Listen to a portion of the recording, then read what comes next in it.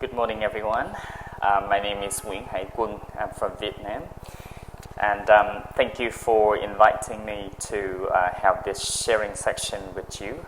I think over the next 20 minutes or so, I'm going to be talking about what I did for my study and research at the University of Wollongong from the year 2014 to the year 2018 for my doctorate degree, under the supervision of Dr. Amanda Baker and Associate Professor Hong Ling Chen. I think apart from talking about my study, hopefully I can inspire some of you to start to think about your PhD journey at the university like me before, which for me is both challenging but also very interesting and enriching both professionally and socially. So let's begin with my study. Now, as you can see from the slide on the screen, the title of my doctorate thesis is Speaking Pedagogy, Insights from Vietnamese EFL Teachers, Cognitions, and Classroom Practice. Now, looking at this title, maybe some of you would first questions about why speaking skill.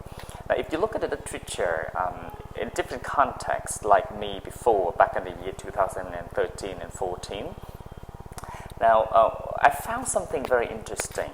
Like across different contexts where English has been taught as an L2 or a foreign language, students' competence in using the language for communication has become a hallmark or a professed goal in language teaching and learning.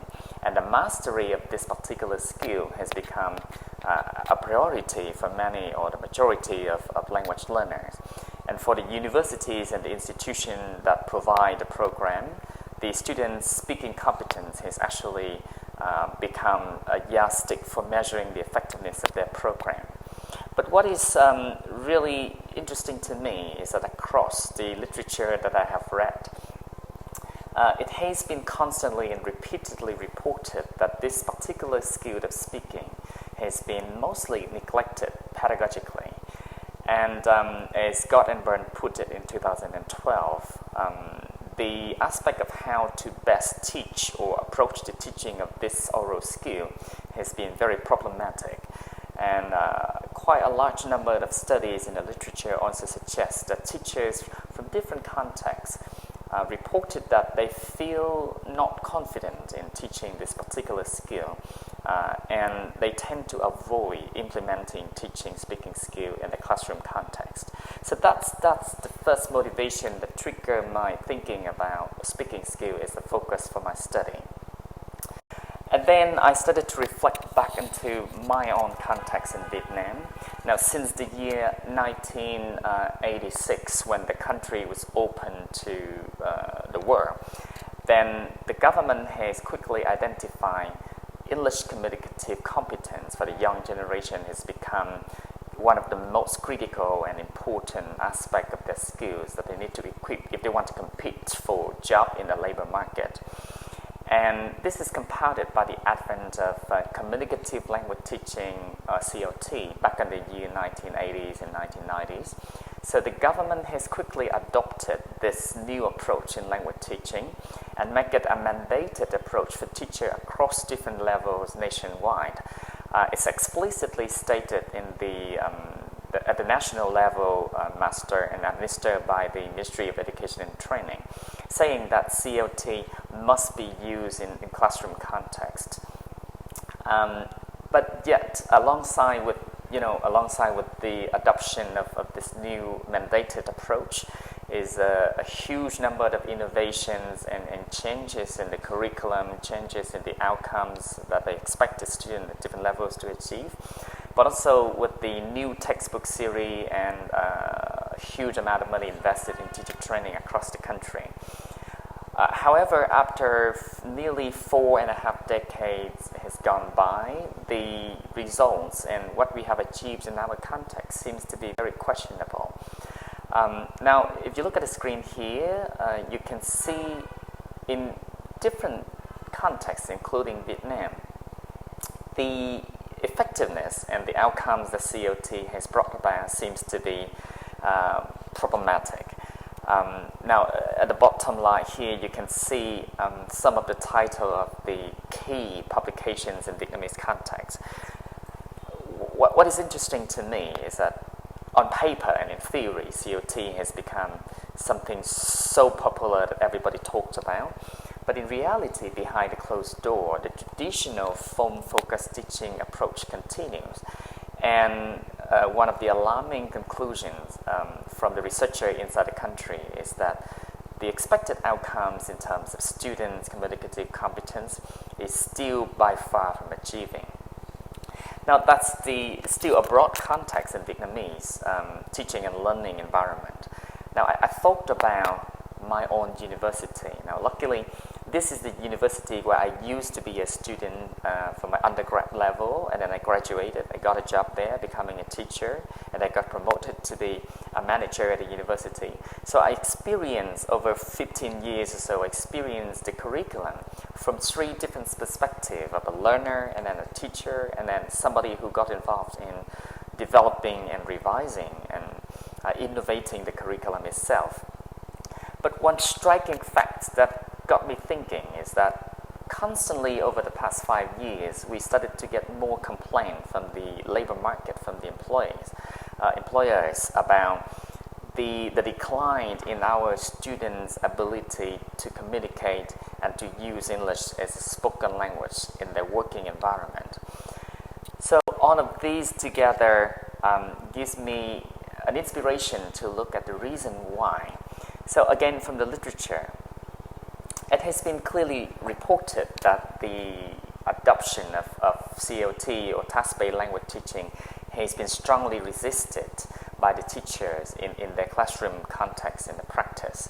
And so many studies also have reported the misconception held by the teachers about what COT means and how it can be realized in the classroom context and how teacher can implement properly.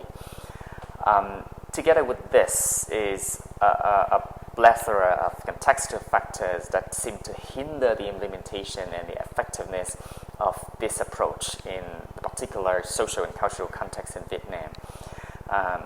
But on the other side, over the past 2 decades, there has been more acknowledgement of the teacher's roles as an active thinking decision makers in the classroom context, rather than just somebody who listened and implements what order is given to them from the Ministry of Education or the Department of Education.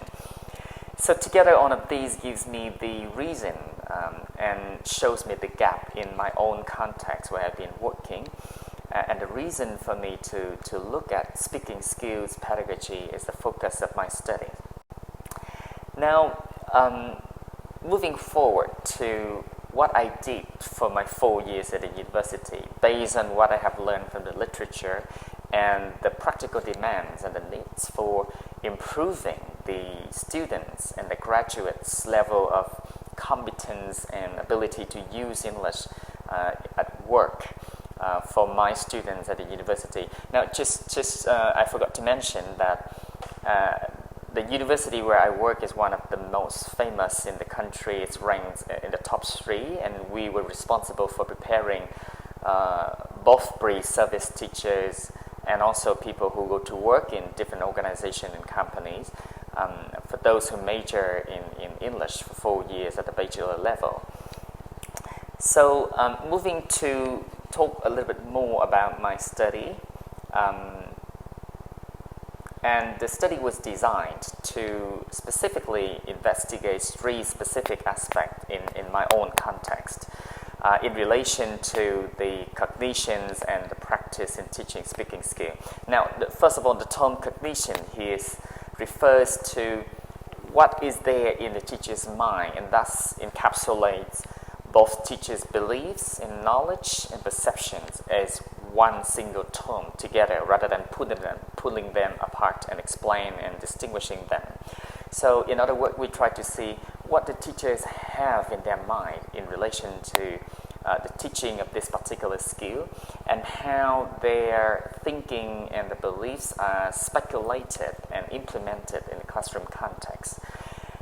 And in particular, 3 research questions was asked in relation to, number 1, how teachers actually interpret the specification from the curriculum in relation to the teaching of the speaking skills. And we look at both what content do they need to include and what pedagogy, how it should be taught in the classroom context. Research question number 2 focuses on investigating what cognitions the teacher have in their mind when they teach speaking skill. In other words, what belief, what knowledge do they hold that forms the basis for their teaching practice. And the last question we ask is about the teaching classroom practice. How do they actually teach in the classroom? How they enacted the instruction and the teaching of speaking skill to their own students in the classroom context. Now, in total, 6 participants joined in my study, and all of these 6 teachers were my colleagues at the university where I have been working. And in the semester where I collected the data for the study, all of these 6 teachers were responsible for teaching speaking skills to first and second year students, and they were willing to participate in the study, so they got invited. To get the data for my study, we relied on 4 different channels and instruments. Now, as I said, the first question looked at the teacher's interpretation of the curricular content in relation to the teaching of speaking skills. So we rely on document study. We analyzed and investigated the curriculum, the syllabus, the textbook, and all of the guidelines for teacher in the teaching. And secondly, to investigate the teacher's cognitions, we rely on in-depth interviews with the teachers. Each teacher had an interview directly with me with questions in relation to what they think teaching speaking skills should cover in terms of content and how it should be taught. And they were also interviewed to talk about how they believe they are actually teaching in the classroom context. Now, following these interviews with the classroom observations, just to investigate how this skill was practically enacted in the classroom with the real students. And in most cases, after the observations with the teachers, we conducted the stimulated recall interviews with the teachers, where we showed the video that we recorded for the lessons, and we requested the teachers to look back at the lessons and clarify the purpose and the goals and the intention in the way they organized the lessons, but also why they implemented specific activities, just to see whether there's a link between what they did in the classroom and what they already said in the interview that we had before that. And to provide the study with a framework for shaping the research questions and the findings, I relied on 3 specific frameworks proposed by Shulman in terms of teachers' knowledge base, and Bernstein, together with to bridge them down to the field of language teaching and learning with reference to the particular skill of speaking. I heavily rely on God and Byrne's model of communicative competence model and the pedagogical model for instructing and teaching this particular skill, which I would go into detail later on. Now, as I said, Shulman's 1986 and 1987 proposed a very fine-grained model for the teacher's knowledge base, or in other words, what teachers have in their mind in order to conduct their study. And originally, he proposed quite a large number of categories, but for my study, we adapted into 3 different categories of knowledge in the teacher's mind, including the knowledge of curriculum, the knowledge of subject matter content knowledge, and the pedagogical content knowledge, which includes also the teacher's understanding of the learners, of the context, of the culture, and how to teach this particular skill or knowledge to a particular group of students. Based on Shulman's model, then we combine, as I said, to bridge down to the field of language teaching and learning. And as I mentioned, the focus of my study is to look at, number one, what the teachers believe that the content they should focus on when teaching speaking skill, and number two, how the lesson should be developed and sequenced and delivered to the students in the classroom context.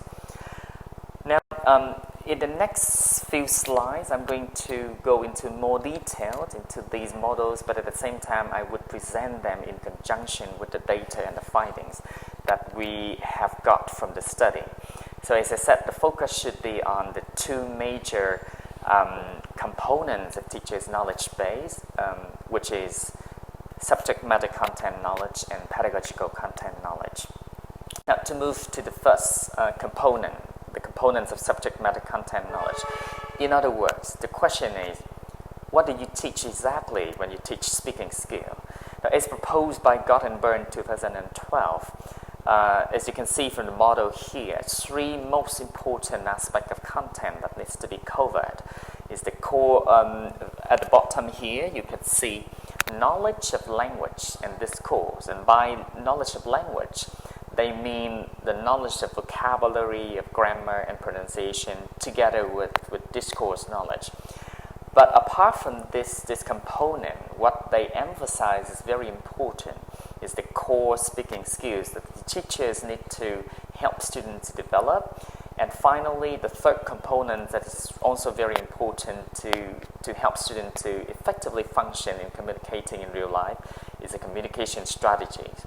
Now, to press it a bit further, in detail, you can see each of these components actually encompasses much more detailed components like linguistics and core speaking skills, strategies, and discourse, as you can see from the screens here.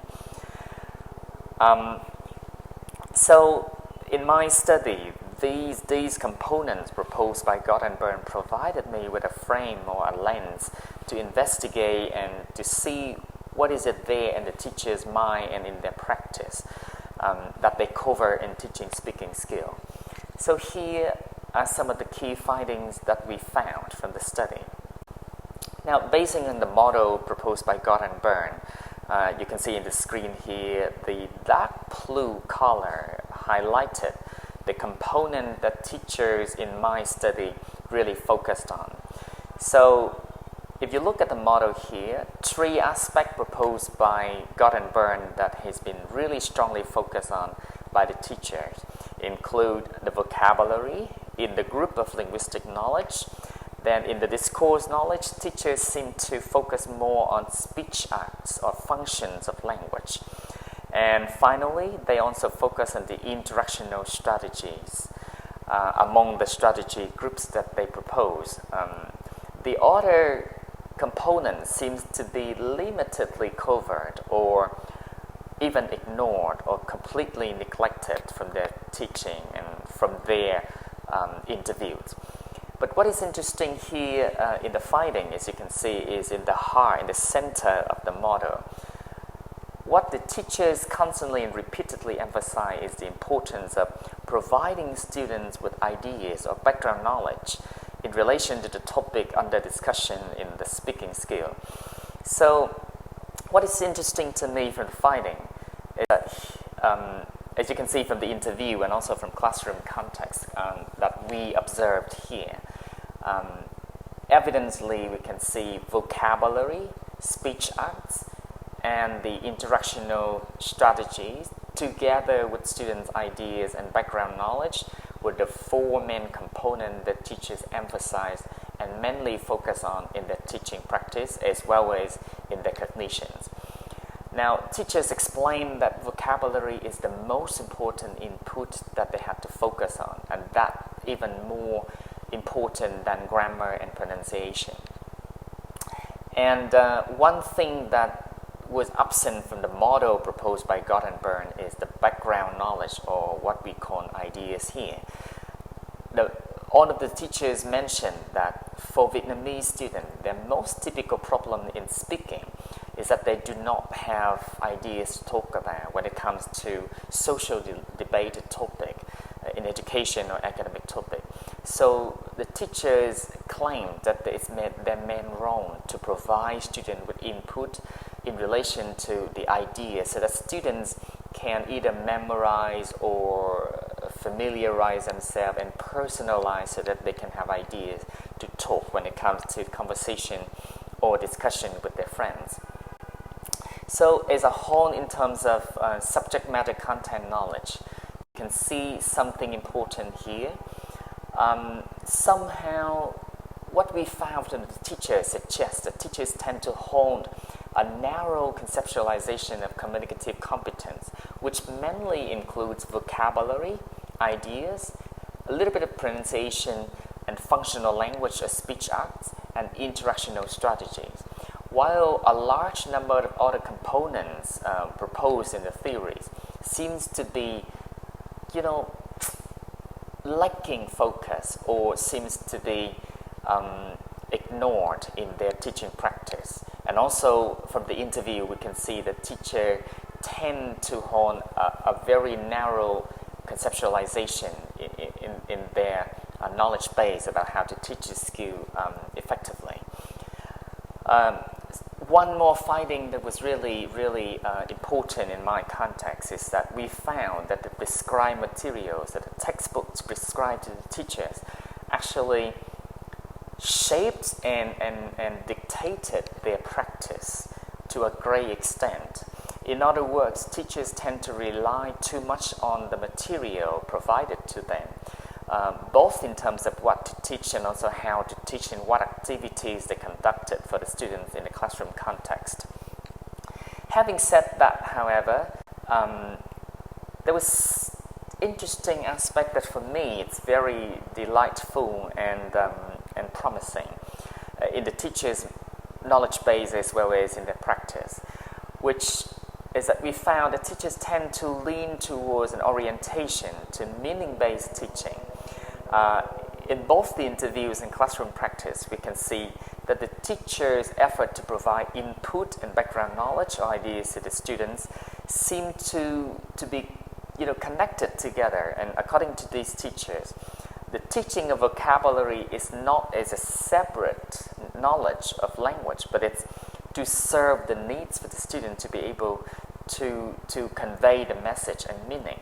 So as a whole, they teach vocabulary and ideas together as a way to help students to be able to express meaning, to convey meaning to the friends. In terms of grammar, we also found that teachers tend to focus mainly on the function of the language rather than just the forms, as reported by many previous studies in Vietnamese context. There seems to be also a clear focus from the teachers' interviews and classroom context, though they did not focus much on pronunciation. We already saw the inclusion of suprasegmental features rather than just focus on individual sounds or work stress at the segmental levels in the teaching. And finally, we already see that the interactional strategies have been included in these teachers' lessons in practice. And from the interview, they emphasize that in order to support students to function well in communication in real life, these strategies are considered very important and necessary in the teaching. So for me, these are the hopes that shows me that the teachers already departed a little bit from the traditional form focus to lean towards more to the meaning-focused teaching approach in their classroom practice. To move forward to the second questions of how speaking should be taught and how it was implemented in their lesson. Again, we rely on the model proposed by Gott and Byrne for pedagogical model which includes 7 steps for our lessons, as you can see here. Accordingly, you can see the color represent different focus and purposes of the lesson. If you look at step 2 and step 4 in the model, the primary focus is on providing students with the input and the language inputs to support students for language production. Step 3 and step 5 focuses on the implementation or giving students the chance to do the speaking and to improve and practice from there. The other steps, which is in the blue color 6, 7, and 1, tend to focus either on raising students' awareness or metacognitive awareness about planning, monitoring their lessons and learning. So together, they suggested a 7-step model for teachers to follow.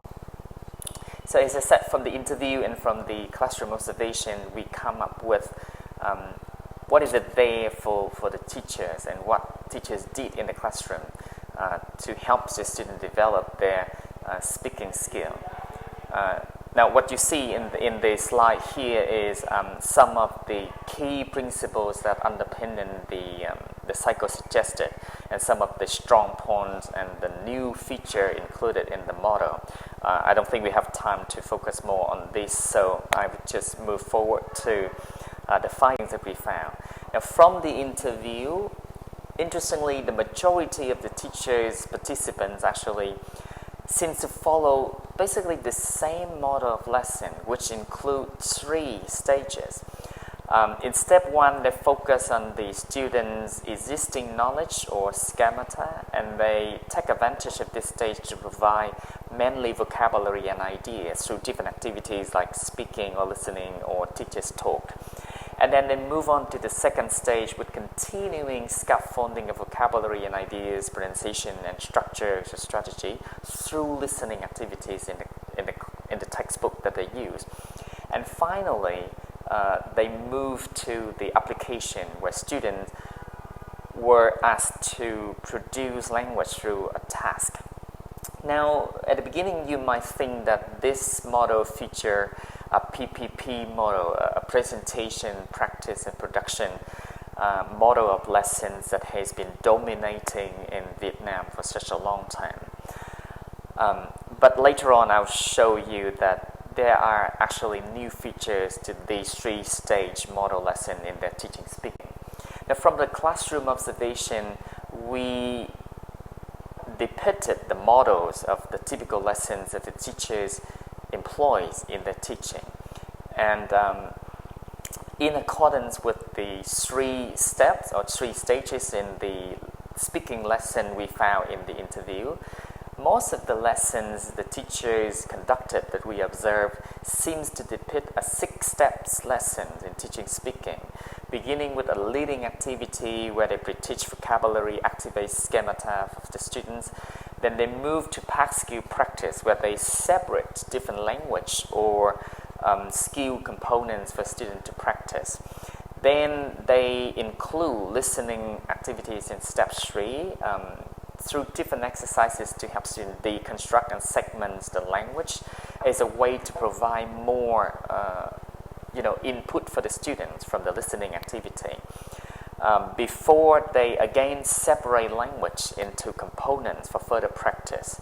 And finally, the lesson ends in step number 6 with a whole task when students were supposed or asked to put everything that they have just learned from the lesson from the beginning into production or performing a speaking activity where they have to work together and show to the teachers that they can actually use all of the input provided throughout the lessons. So just a few final important findings from PCK, from pedagogical content knowledge that we found from the study. Now, there's clear evidence from the teachers that the teacher do support COT, a task-based language teaching, in their context now. From the interview, all of the teachers say that they supported COT in task-based language teaching. However, one teacher did mention that they still got strongly affected by the PPP model, although it's an adapted model with the new features, not the traditional one. One more thing that we have noticed is that the majority of the activities that we found teacher conducted and implemented in their lessons was highly communicative and meaning-focused rather than just grammar-based or form-based activities as reported in previous studies.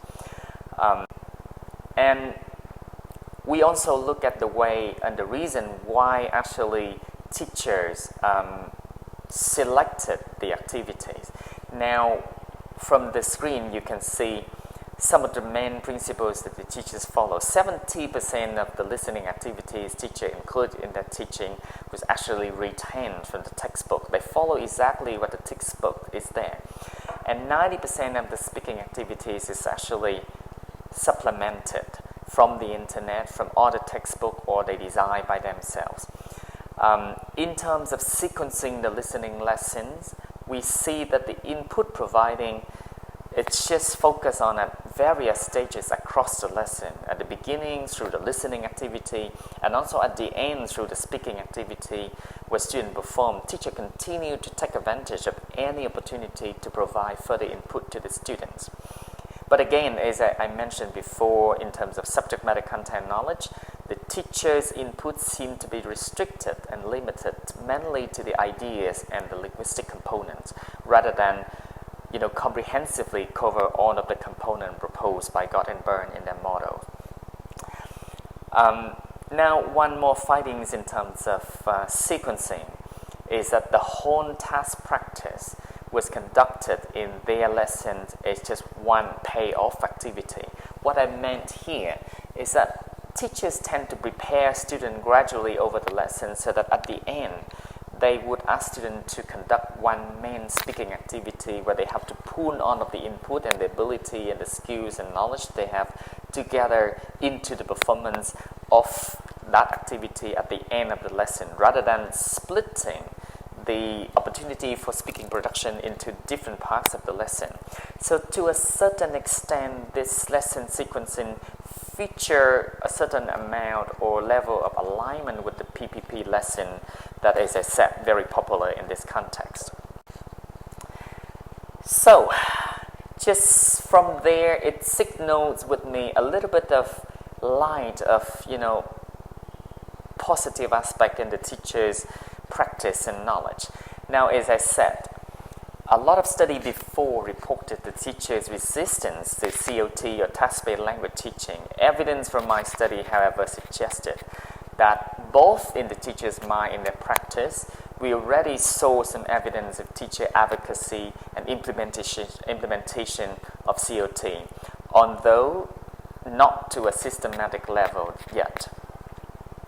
The second findings that we found very interesting was that how powerful the textbook can shape the teacher's thinking and practice, both in terms of what to teach and how to teach the lessons and how to sequence the lessons and activities. We started to see the alignments of the teachers specifically with some principle of task-based language teaching in terms of selecting, adapting, and supplementing of the activity, how much they focus on the meaning aspect rather than just the form-based teaching, as people already reported in this context. And also we see teachers' great effort to introduce new language input in connection with the context and meaning production rather than just separating language itself in the teaching. So on and on, we started to see the light in the teacher's orientation towards the meaning focus in selection of activity. And the overriding concern for the teachers, however, is still on the provision of the input, vocabulary, and ideas for students.